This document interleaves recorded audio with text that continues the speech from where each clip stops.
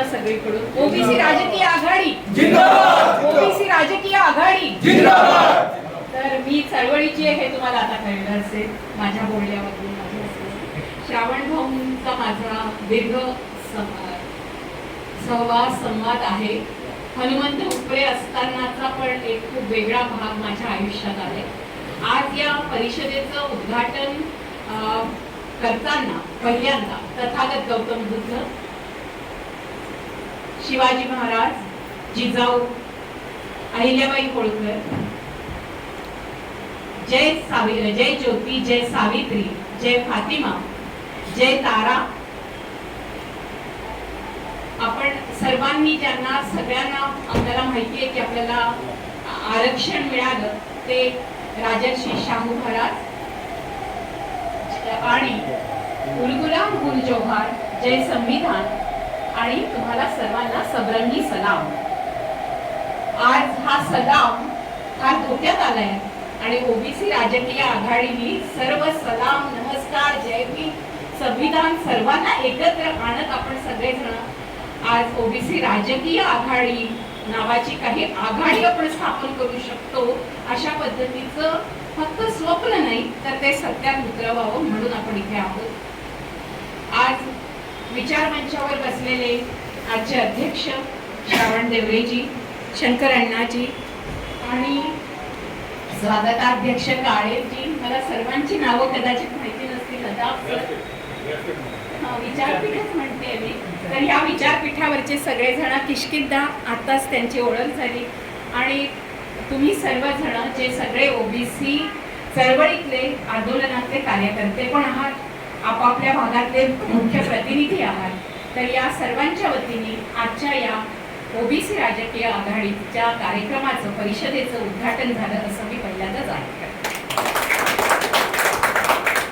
इथे मला बोलवण्याचा मुख्य उद्देश श्रावण भाऊंशी मी सातत्याने हे बोलत राहिले की आपण सर्वांची भाषा बदलली पाहिजे.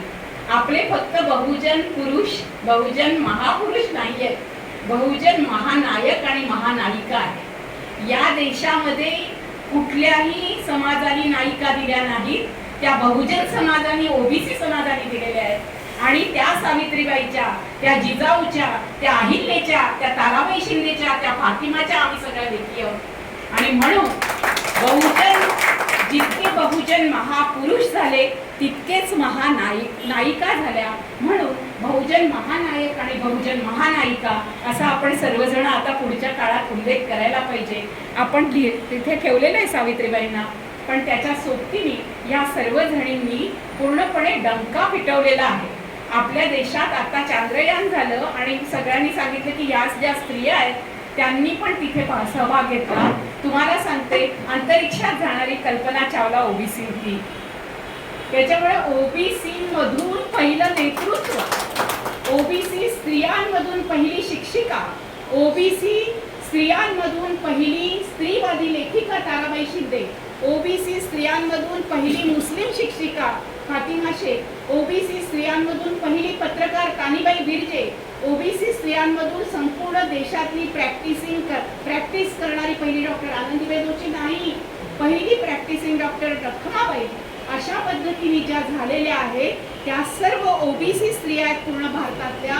पहिलं नेतृत्व करणाऱ्या, आपल्या देशातल्या स्वतंत्र भारत होण्यापूर्वीपासून 19व्या शतकापासून इतिहासातल्या, एवढंच नव्हे तर बुद्धाच्या काळात फेरीगाथेमध्ये सुद्धा असणाऱ्या, फेरीगाथेपासून आपण जर बघितलं तर पुढचा सगळा काळ बघितला तर अगदी चक्रधरांच्या महानुभाव पंथामध्ये महदा ईसा आणि म्हाळसा ईसा या ओबीसी आहेत. या सगळ्या स्त्रियांनी आपला एक खूप मोठा एक संपूर्णतः आपलं योगदान या देशाला घडवण्यात, मग ती जनाबाई असू दे नाहीतर संत रविदासाबरोबर जेव्हा मीरा निघते तेव्हा ती संपूर्णतः राजपूत वगैरे हा सगळा जो घेतलेला जो लोकांनी आहे ना, आजही राजपूतांना, जाट, गुजर सगळ्यांना वाटते आपलं काहीतरी 96 कुळ वगैरे आहे. तसं नाहीये. ते सगळे ओबीसी होते, ते सगळे शेतकरी होते आणि क्षेत्र होतं त्यांच्याजवळ म्हणून ते क्षत्रिय होते. माझ्यासोबत इतके चांगले अभ्यासक बसलेले आहेत, ते शरद पाटलांच्या कुशीतून तयार झालेले आहेत. मी सुद्धा सत्यशोधक याच्यातून जर म्हटलं तर शरद पाटील ते अहसारोथे असा वारसा घेऊनच माझं पुढचं अभ्यास केलेला किंवा संशोधन केलेलं आहे. हरी नरकेसारखे जे अभ्यासक आपल्याबरोबर होते ते आता गेले, तर हरी माझ्याबरोबरचा समकालीन संशोधक आणि अभ्यासक असं मानलं जातं. मी जेव्हा TISS मधून OBC विषयावर PhD करायला गेले त्यावेळेला चळवळीतल्या सर्वांना कळलं, कारण चळवळीमध्ये कसं असतं, चळवळीमध्ये जात नावाची गोष्ट जात विहीन केली जाते, पण SC ST OBC या सर्वांच्या संदर्भामध्ये दलित बहुजन आदिवासी म्हणून सगळे अस्तित्वाचे लढे बरोबर उभे राहतात, उत्पादकांचे लढे बरोबर उभे राहतात. पण अस्मितेचा प्रश्न आला की सगळे म्हणतात OBCंना अस्मिता कशाला हवी. आज तुम्ही आता बोललात तसं मुळात प्रश्न आहे फक्त रिडिस्ट्रीब्युशनचा नाहीये, फक्त रिप्रेझेंटेशनचा नाहीये, सर्वात पहिल्यांदा रेकग्निशनचा. या देशाने OBCंना रेकग्निशनच, जरी बाबासाहेबांनी आर्टिकल 340 कलमाच्या संदर्भामध्ये स्वतःचा राजीनामा दिला तरी आपल्या जवळ ही गोष्ट येण्याला इतकी वर्ष लागली. आपल्याला माहितीच नव्हतं, आपल्याला माहिती होतं की हिंदू कॉडविलासाठी दिला, पण आर्टिकल 340 साठी 340 येऊन OBCंचा आयोग गठन व्हावा म्हणून बाबासाहेबांनी आपल्या राजीनाम्यामध्ये दुसरं जे कलम आहे त्याच्यामध्ये लिहिलेले की आर्टिकल 340 साठी ते देत आहेत. तर हे जे त्यांनी केलं असा हा भीम, ज्यांनी संपूर्णतः सर्व बहुजनांची गाठोडं बांधायचं ठरवलं आणि बुद्धाचा मार्ग सुद्धा एकीकडे दिला, त्यांना SC ST पासून तोडून टाकलं, तर ही जी 82% जनता आहे जी आपण राजकीय आघाडीसाठी वापरणार आहोत म्हणतोय, त्या 82% मधून SC STंना बाजूला आणि मग जे 52% आहेत त्यांना बरोबर बाजूला करून OBCंना म्हणत राहिलेत की तुम्हाला कशाला आरक्षण हवं. प्रश्न असा आहे की सामाजिक दृष्ट्या, सांस्कृतिक दृष्ट्या, शैक्षणिक दृष्ट्या जर तुम्ही आम्हाला मागास ठेवलं असेल तर म्हणून आपल्याला आयोग लागला. मग पहिले आयोग जे झाले ते 19व्या शतकामध्ये ब्रिटिशांच्या काळामध्ये पहिली जनगणना झाली. जातीगत जनगणनेची सुरुवात ब्रिटिशांनी आपल्या देशात केली, पण ते झाल्यानंतर 1931 नंतर 1953 मध्ये कालेलकर आयोग आला आणि मग 2200च्या जवळपास जाती आहेत असं सांगितलं. मग मंडल आयोग आल्यानंतर पहिल्यांदा आपल्याला कळलं की आपण एकूण सगळेजण 3743 जाती आहोत. म्हणजे ज्या 4-5 जातींची नावं येतात, माळी, कुंडी, साळी, कधी म्हणजे मच्छीमारांमध्ये कोळी, भंडारी, गाभित असे थोडंफार येत असतील, अशा ज्या थोड्याशा जाती आहेत त्या जाती किंवा तिकडे ज्या संपूर्ण यादव असतील, कुर्मी असतील अशा पद्धतीच्या जातींचा उल्लेख होतो आणि त्या जातींना OBC मानून संपूर्ण देश OBC या घटकाला एका विशिष्ट जातींचं प्रतिनिधित्व मानतं. पण OBC चळवळीनी, विशेषतः महाराष्ट्रातल्या OBC चळवळीनी हे सगळे मिथक तोडले आणि त्याचं श्रेय बरंचसं आपल्या OBC चळवळीतले जे नेते आणि नेत्या आहेत त्यांना जातं. आणि त्याच्यामध्ये एक श्रावणभाऊ आहे. श्रावणभाऊंना हे सातत्याने मी आग्रहाने म्हणत राहिले आणि आज त्यांनी मला उद्घाटक म्हणून बोलवलं म्हणून मला खूप आनंद झाला. मी आभार मानणार नाही कारण तुम्ही सगळे माझे आहात आणि मला खूप आनंद होते सगळीकडे जाताना की मला एक OBCची पोरगी, मी बाराही जातीमध्ये जन्माला आले. बाराही जातीमध्ये जन्माला आल्यानंतर माझ्या लक्षात असं की बाराही जात काय आहे, तर बारी वगैरे, तर काही ठिकाणी ती तांबोळी आहे, काही ठिकाणी ती चौरसी आहे, काही ठिकाणी ती पानमाळी आहे. त्याच्यामुळे एक संगता कुठेच नाही. त्याच्यामुळे महाराष्ट्रामध्ये सुद्धा जर जळगाव आणि विदर्भ म्हणजे खानदेशातला काही भाग आणि विदर्भातला भाग सोडला तर तिथे बाराही बाकीच्यांना कुठे म्हणतच नाही. मग ही बारायाची पोरगी इतकी हुशार कशी निघू शकते हे शाळेपासूनच मला त्रास देणं सुरू झालं असं आहे, तुम्हालाही माहिती आहे आपल्या सर्वांना. आणि त्याच्यामुळे कुठल्याही ठिकाणी पहिल्यांदा असतं ते रेकग्निशन, की असते आपलं अस्तित्व मान्य करण्यासाठी त्यांना खूप जड जातं. आणि हा जो ब्राह्मणवाद आहे, ही जी मनुस्मृती आहे, या मनुस्मृती आधारित सगळ्यांनी असं शिकवलंय की जी कोणी हुशार असेल ती कदाचित नक्कीच ब्राह्मणाच्या घरातली असेल. अशा स्त्रिया आपल्याकडे, मी म्हणते की अरे इतिहास सांगतो की तुमच्याकडे तशा स्त्रियाच नव्हत्या, आमच्याकडे होत्या.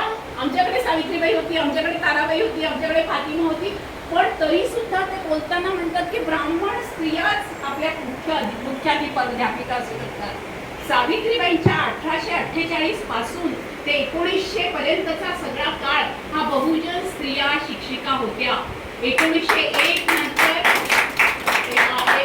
1902 मध्ये सेवा सदनची स्थापना झाली आणि रमाबाई रानडे झाल्या आणि त्याच्यानंतर तुम्हाला दिसेल सगळीकडे पूर्णपणे मुख्याध्यापक पद हे संपूर्ण ब्राह्मण स्त्रिया आणि ब्राह्मण पुरुषांनी भरलं. म्हणजे बहुजन स्त्रिया कुठे गेल्या, सत्यशोधक चळवळ कुठे गेली, ब्राह्मणेतर चळवळ कुठे गेली, या सर्वांचा अभ्यास मी गेली अनेक वर्ष करते आणि तेव्हा मला लक्षात आलं की ही जी सगळी हरवलेली रत्न आहेत ती बाहेर काढली पाहिजे. या बहुजन नायक नायिकांचा इतिहास जर लिहिला नाही तर मग माझ्या आयुष्याला अर्थ नाही आणि हा सगळा इतिहास तर लिहिला पाहिजे. पण हा इतिहास लोकांपर्यंत पोहोचवायचा असेल तर त्याला चळवळ लागते. म्हणजे नर्मदावरच्या आंदोलनाची मी संयोजक राहिले, पण कुणाला तरी माहितीये का की एका ओबीसी बाईनी संपूर्णतः मंत्रालय सचिवालय गाजवलं होतं. मी एनरॉल विरोधी आंदोलनाची नेता राहिली, पण तुम्हाला कुणाला माहितीये का की ओबीसी बाई एनरॉल विरोधी आंदोलनाची नेता होती. पण तेच जर माझ्या पाठीमागे जोशी, कुलकर्णी, पाटकर वगैरे असं आडनाव असतं तर तुम्ही सर्वांनी मला उचलून धरलं असतं. आपल्या देशात हो माझं माहेरचं आडनाव आहे लता मधुकर ढोरे असं माझं नाव होतं. त्यावेळेला समाजवाद्यांच्या संपूर्ण प्रवाहात आले मी, जयप्रकाशजींच्या चळवळीत आले आणि त्यावेळेला एक मोठा हे चालला होता की आपण जाती काढून टाकल्या पाहिजे.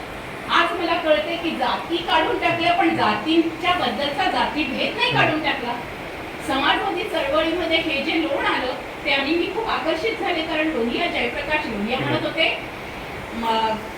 यांनी पिछडा पावे सौम्य साथ, म्हणजे त्यांची ती समज होती लोहियांची समाजवादाची की पिछडे को साथ देना चाहिए अशी समज होती जयप्रकाशजींच्या आणि ह्या आंदोलनामध्ये की हा जो संघर्ष आहे ही जी संघर्ष वाहिनी आमची स्थापन झाली होती तर 1978 मध्ये मी भारतातली पहिली संयोजक झाले आणि ज्या वेळेला छात्रयुवा संघर्ष वाहिनीचे संयोजन झाले तेव्हा जातीचा मुद्दा मांडायला लागले. तेव्हा प्रत्येक चळवळीत प्रत्येक नेत्याकडून मला सांगितलं गेलं जातीचा मुद्दा बोलू नका. ही माणसं पहिली आहेत ज्यांनी मला सांगितलं बोल तू, जातीचा मुद्दा बोललाच पाहिजे. हनुमंत उपरे म्हणाले ताई या, आणि मग त्या मंचावर गेले आणि त्याच्यानंतरच्याच त्या परिषदेनंतर उपरे काका गेले. पण हे मंचच अवेलेबल नव्हते. हे मंच जे आहेत ते मंच काशीरामजींनी वगैरे अवेलेबल केले, पण त्या सर्व मंचाचा भाग होण्यासाठी तुम्ही जर सामाजिक चळवळीत असाल, तुम्ही सामाजिक चळवळीत आदिवासींच्या हक्कासाठी लढता, दलितांच्या हक्कासाठी लढता, स्त्रियांच्या हक्कासाठी लढता, पण ते लढत असताना जसा दलित स्त्रीवाद तयार झाला तसा बहुजन स्त्रीवाद तयार करण्यामध्ये KISS हैदराबादमधून मी PhD करत असताना ही पदवी मला देण्यात आली की तुम्ही बहुजन नारीवादी अभ्यासक आणि संशोधक म्हणून आंतरराष्ट्रीय पातळीवर तुमचं नाव आज जाहीर झालं आहे असं माझ्या गाईडने म्हटलं. हे म्हणण्याचं कारण असं की कुठल्याही पुस्तकात कुठल्याही अभ्यासात क्रिस्तोफी जॅफ्रेलॉट, कांचा इलैया यांच्याशिवाय कुणीही आपल्या बहुजन नायिकांचा उल्लेख केलेला नाही. नायकांचा उल्लेख आहे पण नायिकांचा उल्लेख केला नाही. पण क्रिस्तोफी जॅफ्रेलॉट सारखा बाहेरच्या देशातून आपल्याकडे येतो, अभ्यास करतो, तो म्हणतो ओबीसीची चळवळ म्हणजे सायलेंट रिव्होल्युशन आहे आणि या सायलेंट रिव्होल्युशनच्या संदर्भामध्ये ते जेव्हा तो बोलतो तेव्हा म्हणतो ही राजकीय क्रांती आहे. कारण राजकीय क्रांती काय आहे तर मंडल आयोग आल्यानंतर पहिल्यांदा कमंडलू अस्थिर झाला. कमंडलू अस्थिर झाल्याबरोबर बाबरी मशिदीचा मुद्दा निघाला. बाबरी मशिदीचा मुद्दा निघाला बरोबर 90च काळे आम्ही जेवढे सगळेजण संपूर्णतः जन आंदोलनांमध्ये होतो तेव्हा पहिला मुद्दा होता जागतिकीकरण, उदारीकरण आणि निजीकरण.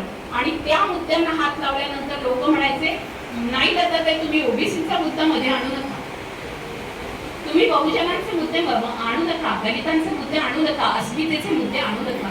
ही लढाई सगळी अस्तित्वाची आहे. आम्ही म्हटलं जागतिकीकरणामध्ये कोण जात आहे? जागतिकीकरणामध्ये तो सर्व ओबीसी भरडला जातोय. तो उत्पादक वर्ग आहे, त्याचे सगळे ते कारागीर आहेत, ते कास्तकार आहेत, ते संपूर्णतः शेतकरी आहेत. सर्वांच्या तोंडाला पानं पुसणारं जागतिकीकरण, उदारीकरण आहे. इथे आपण एल्ड्रॉन विरोधी आंदोलनात सुद्धा भोई, खारवी, गावी, भंडारी, कुणबी सर्वांचा लढा घेऊया आणि सगळ्या खारलँडवर जिथे मिठागर आहे तिथे आपण बोलूया. त्यावेळेला मला संपूर्णतः जन आंदोलनातून विरोध झाला.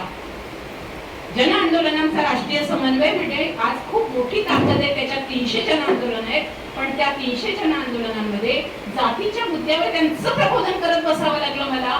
म्हणून मी तुमच्याकडे नेता म्हणून एस्टॅब्लिश झाली नाही. आपल्याकडे मी त्यांना सांगत राहिले, कारण आपल्याला सवय झाली आहे त्यांचं रेकग्निशन.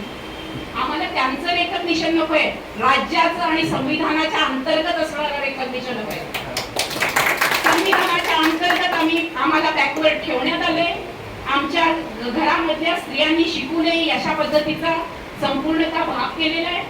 आम्हाला मंडल आयोगाच्या निकषानुसार बालविवाह 12व्या वर्षी 13व्या वर्षी आमच्याकडे होतात.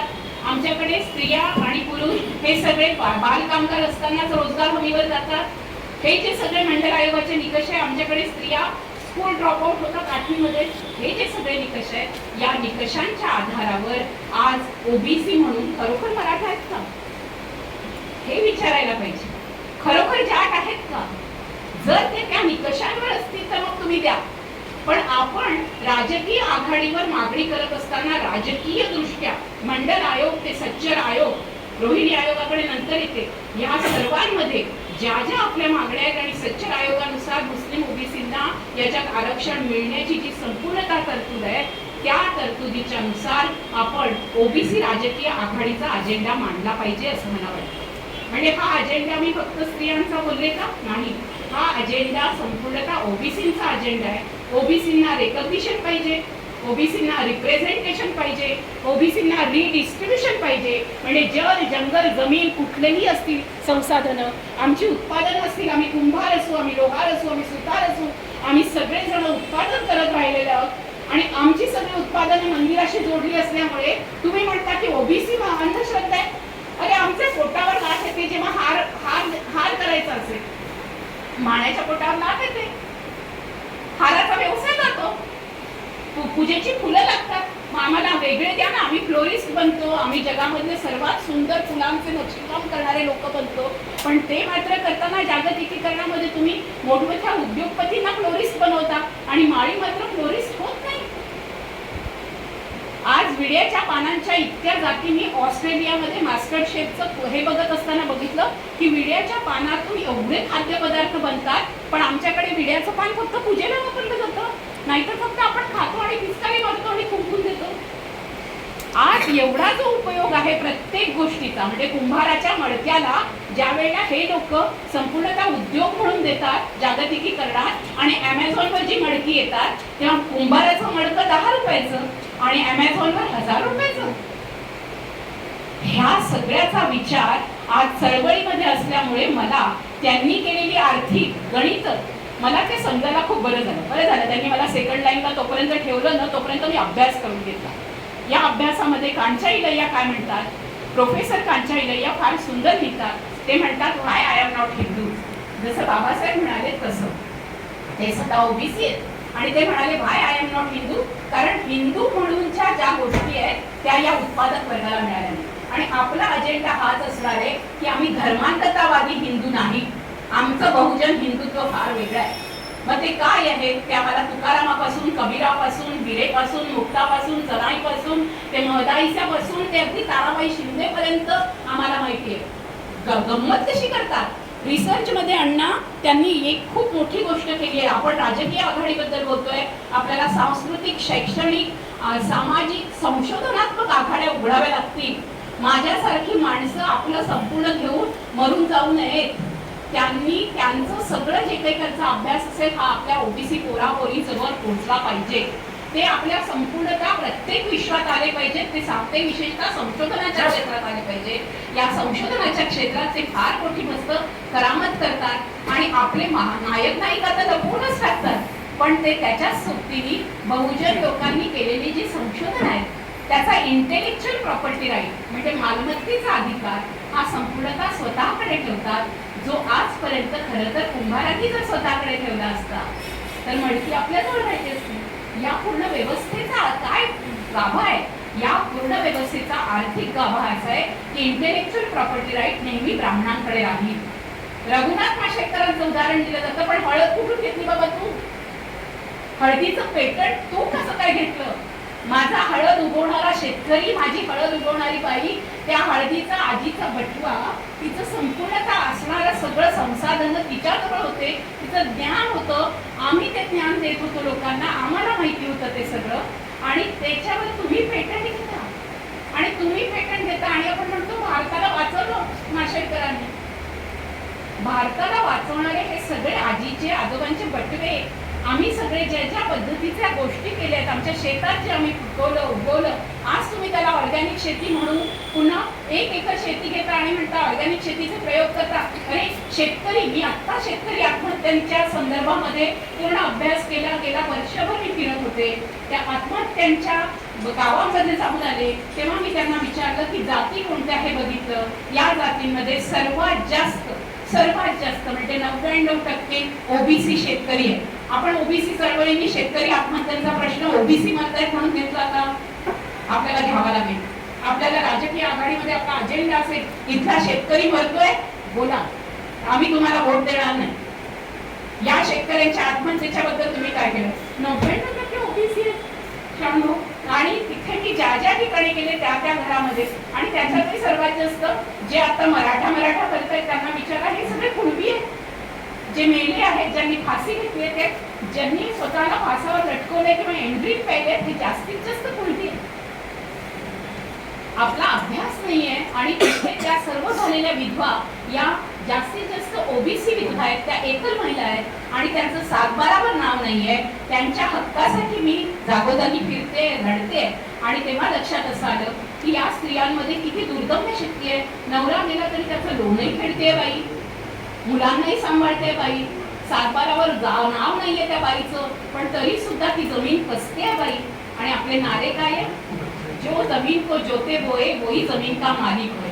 जो कसे त्याची जमीन, आणि कसे त्याची जमीन असेल तर किष्किंधापासून माझ्यापासून सर्वांना 7/12च्या उतार्यावर नाव हवं की नाही? आम्हाला 7/12च्या उतार्यावर नाव नाही. ओबीसी मुद्द्यामध्ये ते आलंच पाहिजे की आमच्या सर्व शेतकरी महिलांच्या 7/12वर त्यांचं नाव असेल, भावांच्या 7/12वर त्यांचं नाव असेल.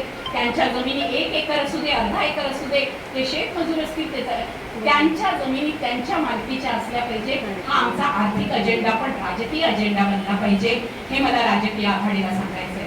आपल्याला अशा पद्धतीची सांस्कृतिक विद्यापीठ, शैक्षणिक विद्यापीठ उभं करावी लागतील जी ओबीसीची आहे, आणि त्या ओबीसीच्या वेगवेगळ्या संदर्भातल्या संशोधनातले असेल. ते ज्वारीचं संशोधन असेल, तांदळाचं संशोधन असेल, तेलाचं संशोधन असेल, माळी म्हणून फुलांचं संशोधन असेल, किंवा पानमाळी म्हणून पानाचं संशोधन असेल. अशी अनेक संशोधनं करत आपण या देशाला पूर्णपणे वेगळ्या विकासाच्या वाटेवर घेऊन जाऊ शकू.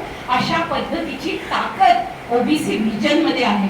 आणि ती ओबीसी व्हिजन जर आपण बुद्धाच्या व्हिजनशी जोडलं तर तथागत गौतम बुद्ध स्वतः शेतीतून आले होते आणि प्रकृतीशी जोडत त्यांनी सांगितलं की शाश्वत काही नसतं, अनित्य असतं. त्याच्यामुळे आपल्याला माहितीये की या मोठमोठ्या बिल्डिंगा आपल्या कबरीवर बसलेल्या आहेत. आज कसाई झाले म्हणून मुसलमानांना म्हटलं की तुम्ही कसाई आहे, इथल्या मुसलमानांना ते बाहेर काढायला बघतात. इथल्या मुसलमानांना ते बाहेर काढू शकत नाही, कारण इथले मुसलमान कधीही त्यांनी पाकिस्तानचा नारा दिला नाही. पाकिस्तानला ज्यांना जायचं होतं ते गेले, पण मुसलमान म्हटलं की पाकिस्तानाचं समीकरण करत आमच्या मुलांच्या डोक्यामध्ये जे भ्रम भरलेले आहेत ते भ्रम आपल्याला काढावे लागतील. आपल्याला पाठ्यपुस्तकामध्ये शिरकाव करावा लागेल. श्रावण भाऊंचं एक अजून वैशिष्ट्य आहे ते म्हणजे त्यांनी महात्मा फुले विद्यापीठ आणि अशा पद्धतीच्या परीक्षा ते घेतात, त्याच्यातून ते फुले, सावित्रीबाई, बाबासाहेब त्यांचं सगळ्यांचं वाङ्मय वाचायला लावतात मुलांना. आपल्याला एक करावं लागेल, प्रत्येक ओबीसी जात म्हणजे तुम्ही 60 तुमच्याजवळ कारखाने आहेत मला कळलं, तर अशा पद्धतीचे जे उद्योग यांचा इतिहास आपण लिहिला का? आपल्याजवळ आपल्या ओबीसी सर्व बांधवांचा, भगिनींचा इतिहास असला पाहिजे. अरे आपण मरून जाऊ. आणि लोक म्हणते की नर्मदा बचाव आंदोलन फक्त एका मेधा पाटकरनी उभं केलं, लता प्रतिभा मधुकर कुठेच नसेल, लता मधुकरराव ढोरेंची मुलगी कुठेच नसेल, किंवा अशा पद्धतीने प्रतिभा शिंदे कुठेच नसेल. असं होता कामा नये. ह्या अनेक जणी आहेत ज्यांनी पूर्णतः आंदोलनामध्ये एवढा शिरकाव केला, पूर्णपणे आपलं योगदान दिलं. मध्ये कोणी असतील ओबीसी, दलित, आदिवासी ह्या सगळ्या स्त्री पुरुषांनी दिलेल्या हजारो लाखो लोकांनी दिलेलं आहे. त्याच्यामुळे ओबीसीचं नेतृत्व नेहमी बहुजन त्याचा एक चेहरा बहुजनी चेहरा राहिलेला आहे. आणि म्हणून आपले नेते आणि आपल्या नेत्या या धुसर करण्यात आल्या. पण या धुसर करण्याचं त्यांचं जे राजकारण आहे ते आपण समजून घेतलं पाहिजे. उद्घाटनपर भाषणाच्या बद्दल मी त्यांना विचारलं की मला किती मिनिटं दिली. ते म्हणाले आज तुम्ही खुलून बोला, पण आज मला पहिल्यांदा विचार मंच बोलायलाही मिळाले. मी तशी प्राध्यापक पण आहे, 45 मिनिटं मी पण घेतेच. आता 3 प्राध्यापक 2 प्राध्यापक बोलले, पण मला खूप महत्वाच्या 3 गोष्टी सांगायच्या. एक आहे की आपण जेव्हा राजकीय आघाडी करतोय तेव्हा समावेशाचं हे जे राजकारण, मगाशी स्वागताध्यक्ष म्हणून त्यांनी इन्क्ल्युजन हा शब्द वापरला.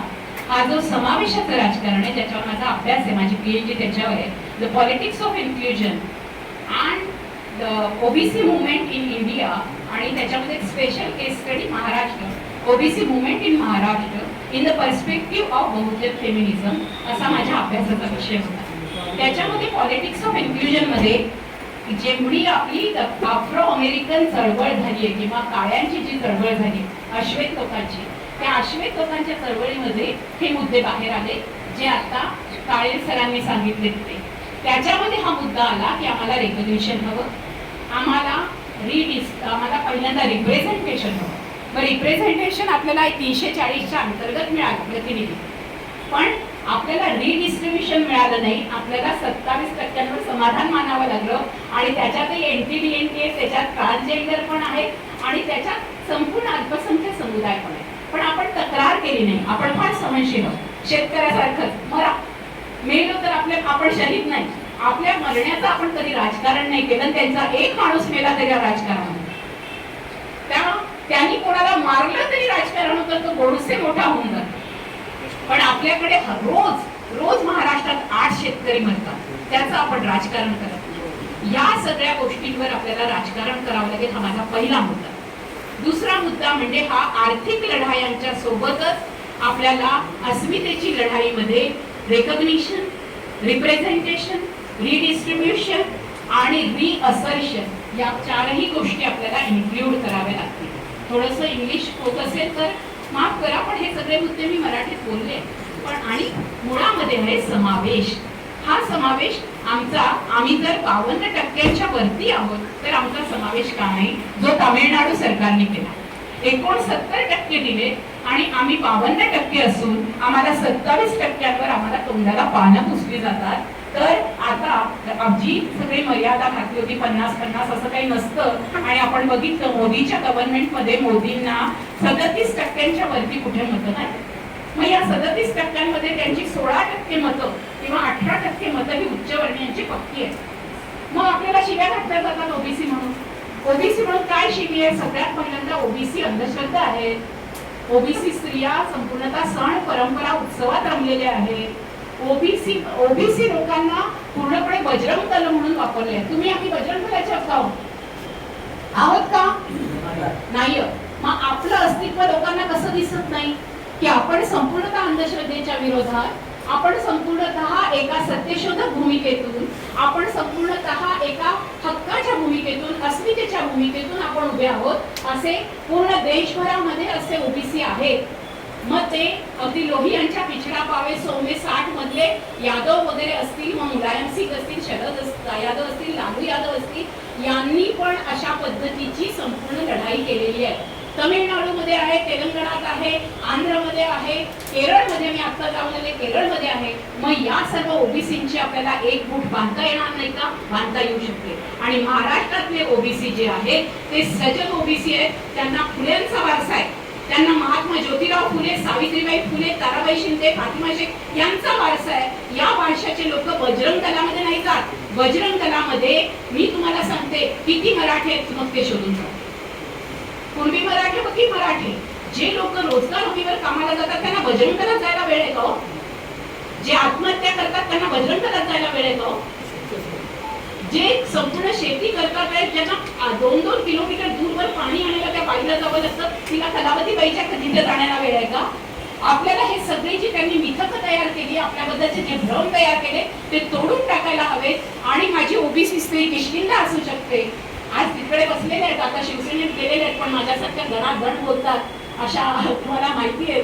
सुषमाताई तिथे बसलेल्या आहेत. पण भटक्या विमुक्तांमधल्या कितीतरी स्त्रिया आज ओबीसी म्हणजे पल्लवी रेणके धडाधड बोलते. मी त्यांच्या पक्षाबद्दल बोलत नाही, त्या पक्षाने त्यांना उचललं. आमच्या ओबीसी राजकीय आघाडीने यांना उचललं पाहिजे. आमच्या ओबीसी राजकीय आघाडीने त्यांना मंच दिला पाहिजे. त्यांना म्हटलं पाहिजे इथून सीटा लढा, तिथून कदाचित तुम्हाला मिळणार नाही, तिथून वोट मिळतील. तर आज खरं श्रावणभाऊ डिक्लेअर पण करणार आहे, पण अशी सगळी दैदिप्यमान मंडळी आपल्या सोबत आहेत. ती मंडळी अगदी शरद पाटलांचं जटिल पुस्तक सुद्धा वाचून त्याचा तारकार करून असा आम्ही एकमेकांना वाद करणारे, संवाद करणारी अशी संशोधक मंडळी आपल्यात आहे.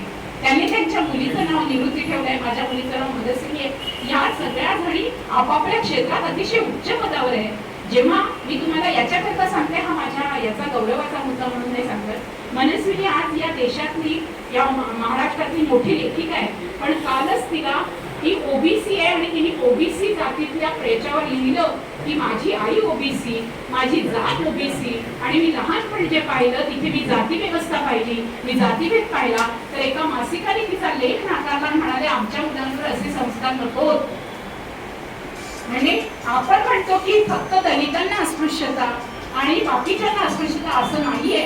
आज दलित, मुस्लिम, ओबीसी, आदिवासी या सर्वांना बाजूला टाकून हे जे संपूर्णतः जे लक्षात आलेलं आहे, या आपल्याला लक्षात आलंय की एक संपूर्णतः संकोच केला जातोय समाजाचा आणि आपल्याला एका विशिष्ट अंधश्रद्धा समाजामध्ये आपल्याला बोलून टाकलेलं आहे. माझं जे काही आहे वक्तव्य ते अतिशय अभ्यासावर आधारलेलं आहे. म्हणजे मंडल आयोग ते अगदी रोहिणी आयोगापर्यंत अभ्यास करताना माझ्या असं लक्षात आलंय की या देशातल्या 3743 जाती आणि या देशातल्या, या महाराष्ट्रातल्या 348 ओबीसी जाती, त्या 3743 जातींमधून या 348 जातींमधल्या प्रत्येक जातीचा जातीवार जनगणनेमध्ये ते केव्हा करतील ते करणार आहेतच. पण आपल्यापैकी जे जे कोणी आहेत, जसं तमन्ना इनामदार आजकाल एक कॉलम लिहितात आणि त्याच्यामध्ये त्यांनी पूर्णपणे मुस्लिम, ओबीसी वेगवेगळ्या जातींचं वैशिष्ट्य, त्यांनी दिलेलं योगदान असं लिहायला सुरुवात केली आहे. माझी अशी विनंती आहे की यांच्यापासून सुरुवात करू की यांनी का बरं कारखाने सुरू केले, यांच्याजवळ एवढे कारखाने कसे आले, ते पूर्ण ओबीसी चळवळीला इतकं आर्थिक योगदान का देतात. तर अशा प्रकारचे लोक, त्यांनी जगन्नाथ शंकर शेठांबद्दल लिहून ठेवलं, त्यांनी त्यांच्या व्यापाऱ्यांबद्दल लिहून ठेवलं, पण माझ्या या व्यापारी माणसाबद्दल, या व्यापारी, हा कंत्राटदार महात्मा ज्योतिराव फुले याच्याबद्दल हरिनरकेला माहिती काढावी लागली. तेव्हा लोकांना कळलं की आज जिथे आपण आहोत या इमारती महात्मा ज्योतिराव फुलेंच्या कंत्राटाखाली तयार झालेल्या. ही टाइम्स ऑफ इंडियाची इमारत महात्मा ज्योतिराव फुलेंच्या याच्याखाली तयार झालेली. असा एवढा मोठा माणूस, एवढा मोठा कंत्राटदार, व्यापारी, ठेकेदार असा माणूस ज्याने सगळं आयुष्य आणि संपत्ती देऊन टाकली, हा आमचा नायक आहे. ही सावित्री, हिने पूर्ण आयुष्य देऊन टाकलं, ही आमची नायिका आहे. त्याच्यामुळे बहुजन नायक नायिकांच्या इतिहासाला पुन्हा एकदा स्मरण करत, वेळेची मर्यादा आहे मला माहिती आहे, पण उद्घाटनपर भाषण म्हणून पण, आणि मी पहिल्यांदा तुमच्याशी एकूण स्त्री पुरुष संपूर्णता समतेचा, ज्याच्यामध्ये महात्मा ज्योतिराव फुले आपल्या सभेचा पूर्ण सभा सुरुवात करत असताना ते म्हणायचे सभ्य स्त्री पुरुष हो. त्यांनी कधीही स्त्रीला नाकारलं नाही. आज किष्किंधा आणि मी आहोत, उद्या अर्धी जागा इथे भरलेली असेल स्त्रियांनी, आणि माझे सगळे बांधव पूर्णपणे आपल्या घरातल्या सर्व स्त्रियांना इथे आणतील. त्या उत्पादक आहेत, त्या मजूर आहेत, त्या कारागीर आहेत, या सर्वांना आपल्याला आणावं लागेल. आणि तरच आपली ओबीसी राजकीय आघाडी ही अर्ध आकाशातलं मतदान आहे, अर्ध जमिनीवरचं मतदान आहे, ते आपण एकत्र आणू शकू. आणि कदाचित 2024 मध्ये हा जो सगळा धर्मांध चेहरा आहे तो बदलण्याचं काम ओबीसीच करू शकेल असा मला विश्वास आहे. ओबीसी राजकीय आघाडी जिंदाबाद, ओबीसी राजकीय आघाडी जिंदाबाद जिंदाबाद.